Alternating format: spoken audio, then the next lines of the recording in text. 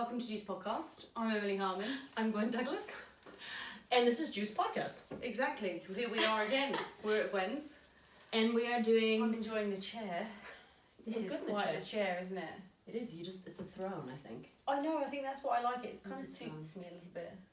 It suits every woman that sits in I it. think we so. are all queens. In our own right. Right. I know many men that are also queens in that chair. I think everybody becomes a queen when they I think sit in so. Not Prince, a queen. No, because it's kind of peacocky, isn't it? Exactly. It's like, It is a peacock chair. It totally is. Yeah. That's what it's called. Is that what it's actually called? Okay. I mean, I feel like one. So. I've also got one at the shop because I love this throne. It's a slightly smaller version, isn't it? Or Yeah, it's a slightly. It doesn't have the big back. Yeah. They do come in really exceptionally large framed peacock chairs. There's some really fancy ones. Oh my god! I mean, I feel like I could go double the size. Yeah. Like you just feel like you take up a whole. You just room. have a room. Exactly. Just be like, welcome to my throne room. I will greet you in that room when you come round. There'll be a carpet. There'll be my throne, and you might be invited in. That's the dream. To have a throne room. Anyways, we're already off topic. Yeah, today, we haven't even introduced the topic today. So we have two wines. Yeah, we're doing Sweet Wine 2.0 revisited. Yeah, we had a lot of requests about sweet wine again, so we just thought we'd dig into some different, or lesser known or unusual styles of sweet wine. So also, because we sometimes cover topics that are natural, let's say, I chose to bring a wine that's, I guess would be a natural sweet wine. Yours is so out there. Wild. I think that this, like the wine that you bought, I don't think there's any other wine like it. No, I'm actually a bit afraid to open this bottle, to be honest. No, it's not, nothing's bad. I'm terrified because it's so volatile that when they... So I bought this at Viniculture here. I bought it, I'm going to say maybe 2 years ago. It's been in the fridge since because they did tell me that because it's so volatile that it needs to have constant cool temperature. It did make me laugh when you told me it's 2014, it's been in the fridge since, and I was like, it's been in the fridge since 2014. I did think that earlier on. I was like, oh my god, I've been carrying it around in an organ Stop box. rotation is not happening at Gwen's place. It's because it's not one that like... I mean, I'm going to open it tonight because let's be real, it's been 2 years and we haven't found an occasion for it. I bought 2 bottles. I originally bought this when I did a pop-up dinner. I did the wine for a pop-up dinner with Lucas Maratz and Rebel a couple of years ago.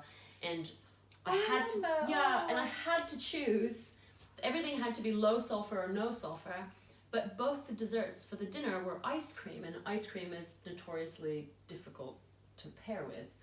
So we went with this one because it was sort of, it's actually pretty good with chocolate and sweet things, caramel. But it's definitely one that you have to drink quickly because it's so volatile. I mean, I feel like there's a lot of build-up. There's a lot I know, of anticipation. it's going to be like total shit. This is like a thriller, isn't it? I know, it's going to be the most ordinary thing when we open it. I've had it before, but This wine goes through stages, if I remember. Like, I remember it was fizzy at one point. It's just a strange one. Like, the first time I tried this, like, mate, that would have maybe 3 years ago, I was like, what the hell is this? It's quite strange. It's off the wall. So, it's named after a film, if I remember rightly. Cosa, The Thing. The horror movie. Yeah, The Thing. Yeah. And I did take some notes on my giant iPad here. Oh, they should get an old retro label on there. That'd be quite funny. Do you remember The Blob? Yes! Oh my god, I used to be terrified of The Blob growing up. It was just like basically jelly, wasn't it? Or jello if you're American. Like jello that like, if you came in contact with it, it just took you over. We used to play, we used to play the game called The Blob? No. So we had a game called The Blob, which involved my dad under a duvet. And you would hide. It was like hide and seek. You'd hide anywhere you could in the house. Yeah. And he's going around so he can't see because he's got the duvet over him. But if he finds you, he has to cover you fully with the duvet, and then you've been eaten by the blob, consumed by the blob, and you're out of the game. So the last person remaining wins. See, this is how children played before iPads. A dad in a comforter. This is when parents had to make an effort. Yes, exactly. They couldn't just hand them the thing and be like... My dad just sort of roaming around for hours like, well, it never ends. Good exercise too. Tired. Yeah, it was. It was very fun. Very good exercise. Yeah. So this one is from Castilla y León. Okay, which is a very large area in Spain, actually, central Spain. And the winery, I mean, I think your Spanish is... Shall I open it? I feel like you're leaving it for me to open. I am, because I'm just afraid of it all round. Okay. So originally when they first got these at Viniculture, they said they could only ship them in a suction pack, because they were popping their corks out.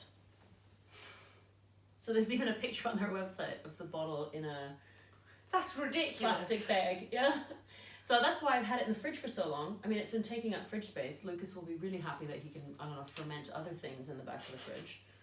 What else is fermenting in the fridge? Sometimes, I mean, that had a little, wee, A little bit, yeah. a smidge. Yeah. Sometimes there's pumpkin fermenting back there. I don't know. He has some experiments. He's What a chef. is fermented pumpkin?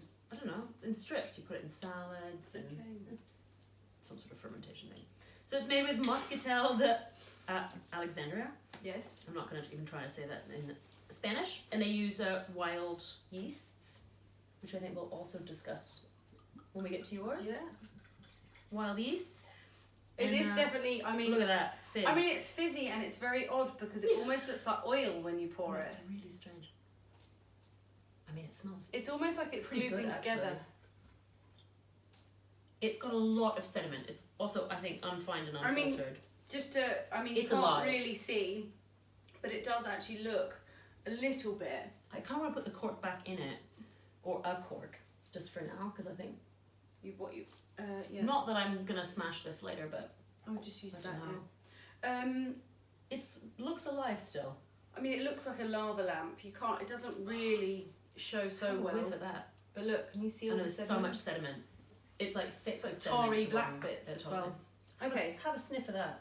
I mean, look at Right it. It now, looks it looks like somebody's made special brew at home. And, yeah, like iron brew. I mean, iron brew would have, I don't know. But have a whiff. It smells amazing. It's kind of like creeping onto the edges of the glass. Okay. Oh, it smells really fantastic. It's really perfumed. What's that very cheap ale that homeless people drink in the UK? It's like 8%. Oh, I feel like my sister's husband told me about this. I think it might be special brew. It's got a little bit of sweaty sock about it, hasn't it? I know, but I think I'm just like, But it's like kumquat and like some kumquat. kumquats, the little tiny. I know what a kumquat yeah. is. Yeah. It's I'm got a little appreciating your tasting note. I think kumquat, and there's definitely like. There's a rubbery note to Yeah. it, right? But there's also this like Rubber tire. petrol-y kind of. Yeah. But there's definitely also like apricot, but like heavily stewed apricots. Yeah, agreed. I agree with that. There's definitely like a stewed stone fruit thing going on, and then that little zingy citrusy thing. Yeah, a lot of citrus, almost like orange pith or something. I think it smells really good. I really like the smell. So the colour's also different from when I tried it before. Pow! The acidity, fucking hell. I mean, sorry. So acidic. It's really acidic. It has a balsamic quality about it. Not yet, but it will do in about an hour. Okay. So it's normally... How many bottles are you drinking of this? No, I just remember it. I from love that a you're couple like, weeks I've timed it, this note comes in 45 minutes, in an hour and a half from now, you'll expect we the actually- strawberry to arrive. But we did actually have to do this for that dinner because Okay. the bottles had to be open. It was a big dinner of people, so people had to be served, things had to be prepped, Yeah. but they couldn't be opened before service. There was sort of a timing wise because Yeah. it does change color a little bit.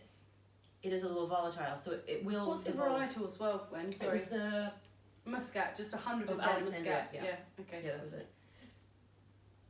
Yeah, because it says a part of I did a Google Translate search from German, so it's gonna be it has sort of a volatile acidity, which is usually a wine defect, but this is kind of what makes this wine a little bit special. That it's still sort of alive in the bottle. Yeah, so that volatile acidity presents itself on the nose with this kind of nail polish remover note. Which actually was expecting more. I thought it'd be more. I think, yeah, maybe Actually the think- other. I don't think it's gone down, but I think the other aromas have come up because I do remember trying this wine Is over it? time. I've tried it a few times. Yeah. It's definitely less fizzy, but Yeah. it's got this apple vinegar note on the palate, so that makes it a little bit more of a challenge for some people Totally. because it is out there. But I think with the right food, this can be a really interesting sweet I wine. also and don't stuff. think you need to pair this. I would With pair anything? this with savoury dish. Like Mm. imagine like an autumnal pork dish with mushrooms and nuts. I'm thinking that there's even a like famous dish from Burgundy, I think, that's made with like tons of slices of like orange and citrus that's like baked with chicken. I was thinking chicken with things like radicchio or chicory, totally. Endive, you know, like cooked I mean, they sort of like bitter greens. Bitter sweetness. Because this has got a lot of totally that. Sweet and sour. I mean, even sweet and sour pork. I think when you're trying wines like this, you have to really remember, like it's a bit like when we went flower shopping and you're like, you can just do what you want, pick the ones you want to go with it. And it's the same with wine, like there doesn't need to be a set rule, particularly with this wine. If you like it and you like how it tastes, play around with what it works with. Try it, lots of things. If anything, I would actually be, myself, more inclined to pair this with a savoury dish. I think that could be really cool. You know, it's funny though, I feel like when I tried it a couple of years ago, that it wasn't the same. I definitely think it had more. I think it's continued to ferment a little bit. Yeah, I actually less it's fizzy. a bit better than it was a couple of years ago. I remember this being almost abrasive. Yes, me too. That's why I'm actually quite surprised that it's as nice as it is right now. But I do think this isn't one that you like lounge about drinking because I don't know if Grandma would like it. No, don't buy. Well, depends how sassy your grandma is. But I had to buy this because I had to do something natural and low sulfite. Yeah. And it had to be from particular shops. So this was sort of. But the more it's open, it's starting to get these sort of the aromatics are starting to come out. These floral notes coming out. It's almost like iris or something. I actually think that I should grab some other glasses and we leave some of this in the glass. Sounds great. Try yours and then have another little go in a bit. Break time. Okay, I'm back. Here we are. I'm going to do wine number 2. So wine number 2. My bottle. So we'll compare the two next to each other. So we have the 2017 straw wine from Mullineux. So I was in South Africa last year. Had my eyes open to South African wine. It was so good. It was such an amazing trip. What an incredible place, and what an incredible community of people. It's a very, very special place. Mostly due to the people, and also the landscape is quite stunning. So here with this wine, we're in the Swartland.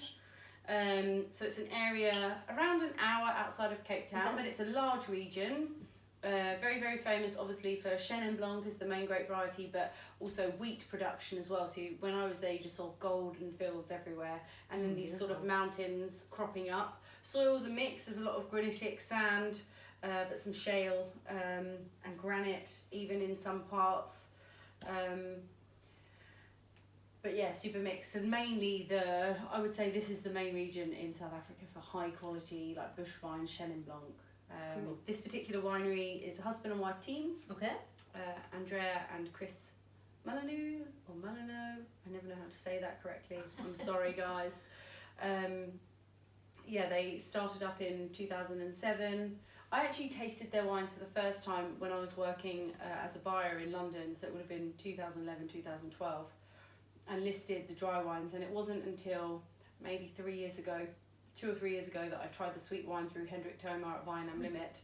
And actually, very nicely, this is a bottle that he had given me for Christmas this year. Oh, lovely. It's not a cheap straw wine, it's a half bottle. So I think restaurant price, if it was on a full margin, it would be about €100 for a half bottle. La. Yeah, I know at the Mikkelberg we have this on the list, and we put it on a cheap price, and we actually sell it by Coravin by the glass. So yeah, it's a little bit of a special one, but I think for me, one of the better sweet wines that I've tasted in the last few years. Cool. And I just thought it's a half bottle, we'll probably finish it, so I was like, oh, we'll just do it. But so Chenin Blanc straw wine, so as the name already sort of suggests, there's going to be something to do with straw. Yeah, so that classic European way actually of making sweet wine. So they pick the grapes at at normal ripeness levels, and then they dry out the grapes in the sun, which then straw. Yeah. So essentially, you're creating raisins, concentrating all the sugars. The first fermentation, or the only fermentation happens with natural yeasts, and it's a very, very slow fermentation that can happen over the period of about a year. So they really don't push it; they just let it do its thing. And in used French barrels, so small barrique, and let's have a little taste. Yes, and then after, I'd love to ask, when we say natural yeast versus added yeast, since both of our bottles today. No, we should go through that. Yeast. I mean, Ooh. so winemakers have while you're sniffing that, winemakers have a choice when they're making wine whether to use the yeast that are found naturally occurring on the outside of the grape to start the fermentation, or whether they buy a cultivated yeast, a particular type, to the wine. So obviously this there's a number of reasons for both things. Right. So this also comes down to how you're farming, right? Because if you're farming healthily, you'll have different healthy yeast populations, or do you think that changes then year to year? I think you just have more yeast. Right. But so the reason for using native yeast is that a lot of people believe, one, the yeast are there, why do I need to add any more? What grows together goes together. Yeah. Two, I want to have the character of my terroir, the yeast from the vineyard that so it's sort of like a special thing where it's not a store-bought yeast, it's exactly what happens and occurs naturally. You know, and then if we're flipping it the other way around, you know, for larger producers that want a consistent product every year, consistency they can buy a yeast that has the flavour of banana or citrus or a Sauvignon Blanc yeast. So you can add all of those things to actually making a recipe. Yeah. Right. And you know, there is the argument of, for some people, that using native yeast means, because basically you don't have one type of yeast, you have multiple types of loads, and the one that's, you know, it's like anything, the one, you know, sometimes a particular I like the yeasts are like me.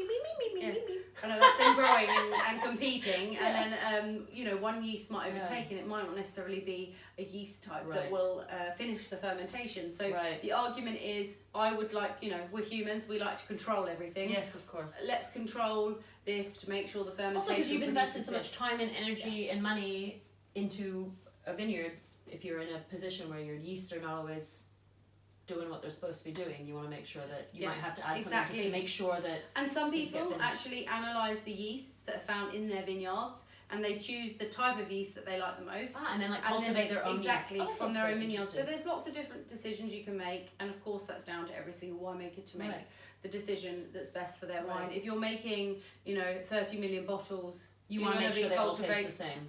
Yeah. If you're doing something like this, it's a very artisan, handmade product. You want to do it in a very different way. So cool. So very different on the nose from the last one. It's amazing on the nose, isn't it? It's really interesting because I'm trying to figure out what it is. Honeyed notes, raisined. It's like apple pie. Something else that I just can't. Apple and pear. Oh, it's almost like sweet spice there. Honestly, it's like a tart tatin. Again, almost like the apple's almost going into this sort of stone fruit quality as well. Yeah, there's just something a bit, I don't know if it's gonna come out wrong, but there's something a bit, I'm gonna say cheesy, but it's not cheesy. It's like there's something else there. For me, I get like almost like dried hay, like this. Yeah, maybe it is the hay. That's that sort of cheese smell that I'm getting. That is kind of the hay. Quince. Yeah, quince for sure. Chamomile, like this kind of like dried white flower note. Again, citrus, but like slightly going more into this sort of orange spectrum of citrus, orange pith. Sorry, strumming the guitar with my foot. So this is intensely sweet, right?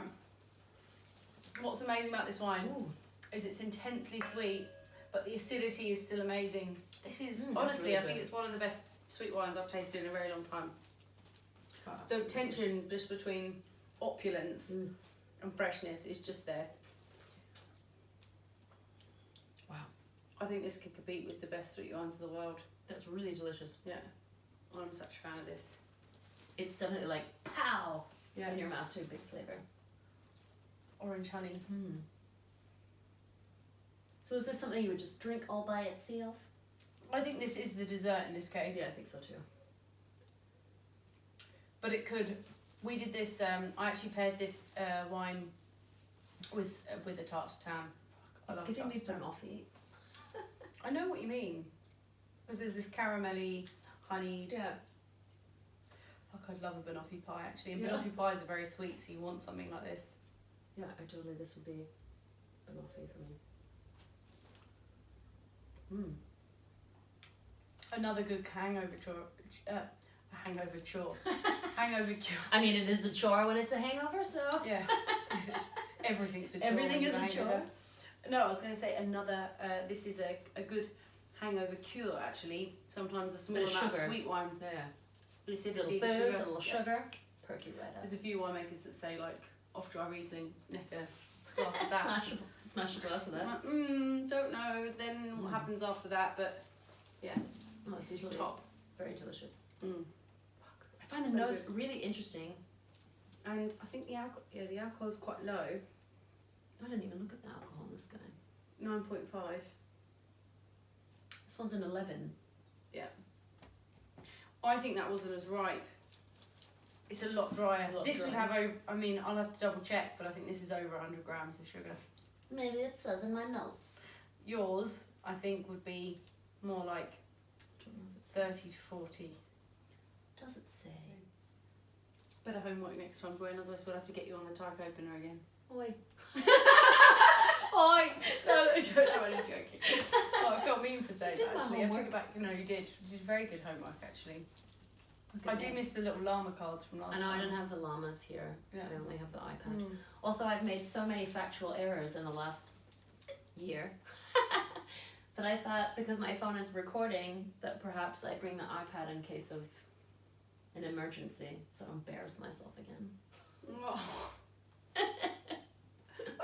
Let's get drunk and embarrass myself. It's funny, when you go back to the Cosa, it smells like a motorcycle garage. In comparison, yeah. Don't you think? Oh yeah, it does. I just want some sweaty guy to come out with some, what they call, overalls.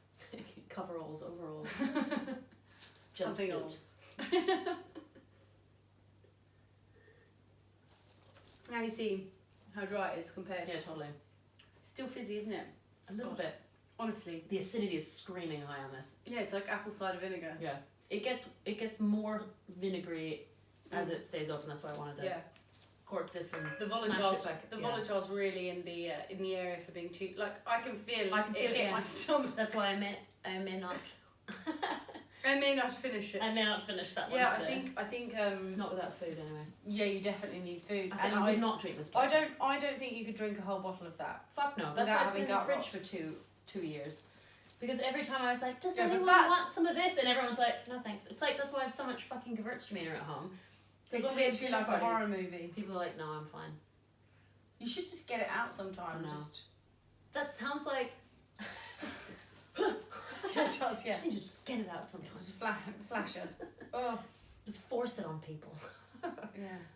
But yeah, because I knew it was a bit of a difficult one, but actually it's been perfect for this. Don't force anything on anybody. Nobody wants anything forced on them. No, I think I'm going to go slowly today. Oh, okay.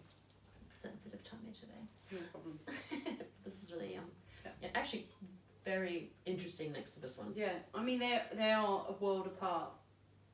It's funny too because the nose on this one is really I think you're right with like the hay and the chamomile. That sort of, I think that's what it is that I'm not able to verbalize. Almost something else there, like saffron or something. Yeah, it's like something else that I just can't put my finger on. It's very interesting. Oh, big fan of that. Yum. Very rare that I would polish off a bottle of sweet wine as well. Very nice. Very yum. So I kind of think like what's interesting about today's picks is that, you know, when we talk about sweet wine, we touched on this the last sweet wine episode, is that this kind of this like grandma feeling about old ladies and that it's a bit passé to have sweet wine.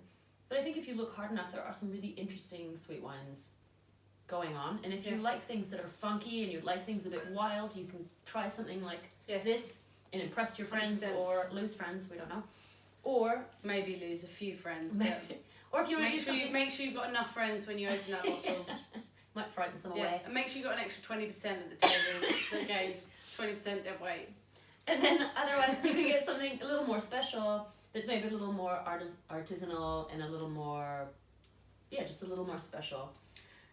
Yeah, I mean that's quite an intense, sweet, complex wine. I mean it's a very together wine, and I think I'd buy some of that and put some aside. Put some aside, because I think it's only like over the next few years it will also be a very, very interesting sweet wine to drink. So I think like when we think about things that are maybe passé or not in, I think if you look hard enough you can find a little something fun in every category. That's true. And I mean, What are you saying? Like, are you saying I'm just saying that, like, Cosa represents that little? No, I'm just saying, like, yeah, but I have friends Yeah. that love natural wine that love super funky stuff, you know? I bought a bottle in France when I was there for next time a friend comes over, and he loves the super natty, super weird stuff. So you're just going to keep that? We put one, no, I mean... You should get that on him on the La Cosa then. Yeah, I think he'd love this, you know? That's what I mean, there's, like, an occasion for everything. Yeah. So it's that, like, when you think sweet wine, it doesn't always have to be that sort of old-fashioned sweet wine. You can find something that's fits off the wall, yeah. Yeah, off the wall, if that's what you're into, you know? Yeah. Whenever I buy something that the person I bought it from tells me is super funky, super weird, I put it aside for when this one particular friend comes over. Yeah. Because I know he's going to love it. And it's like, why serve it to someone that won't love it?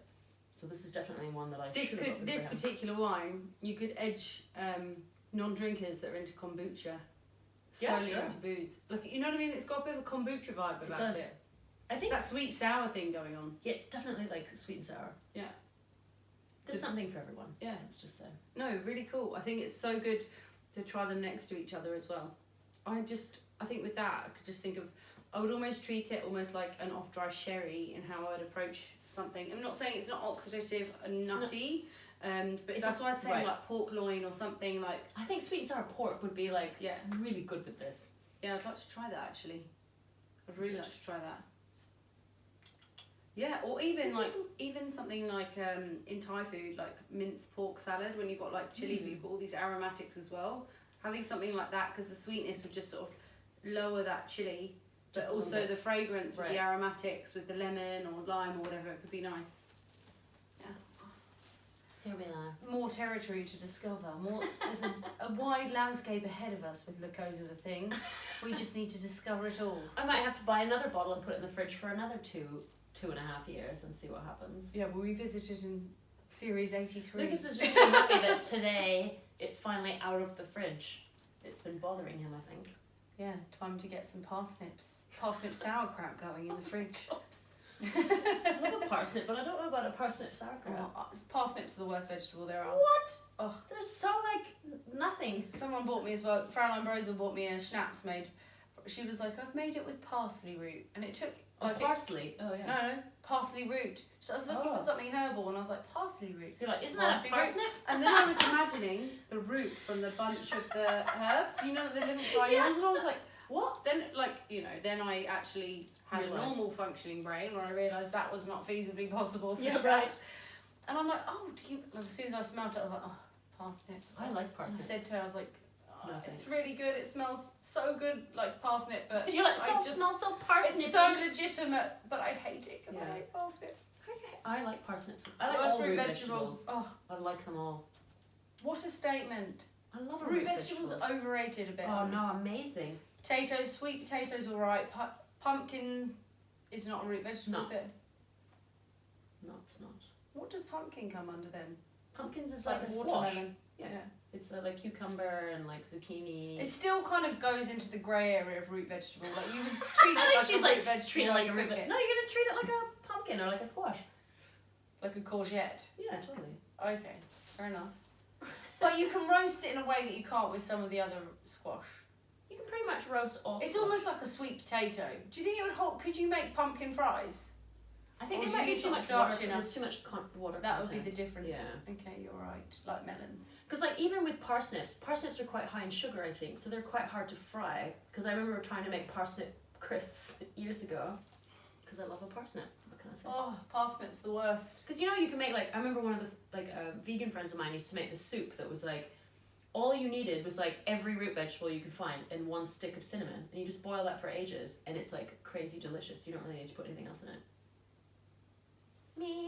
Blend it down. No. Oh. No. I love turnips. I love Swedes. Turnips are okay. Swedes overrated. Oh, you would like a Swede. Oh, I grew up on Swedes. I did. I hated it. I was like, great. Yeah, but also my favourite vegetable was Brussels sprouts as a child.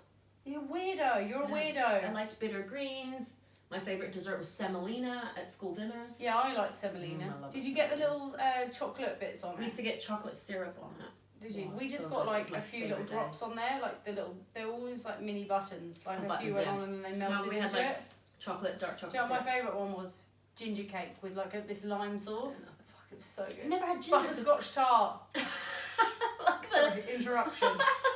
Did you have butterscotch tart? That would be a butterscotch that actually tart. would be great with this. Yeah, anything. We should get Lucas to make an old-fashioned English school dinner, but in a pre-fashion. We won't tell him it's Butterscotch English. tart. Yeah.